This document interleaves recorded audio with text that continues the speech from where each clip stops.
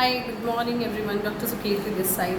So I was doing patients in the morning, but meanwhile I forgot that I ordered this Fevicryl Easy CR Apocolite spray paint to paint some of my spare chairs.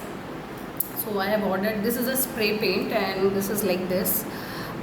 So I just had opened it and I was just unboxing, so I thought that okay, let's make a video on this. This costed me 149, but the MRP is 210. Okay, so I just wanted to like show you guys how does that work. So I'll just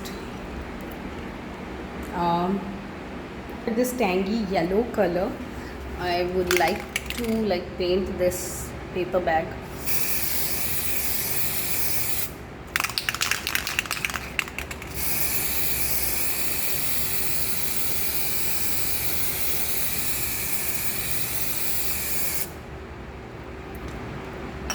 So as you can see, how does this work? You have to flatten up the surface and then you have to pour, I think,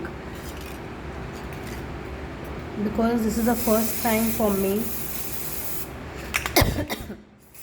with spray paint, so I have no clue on this. Okay, we'll try in this surface also.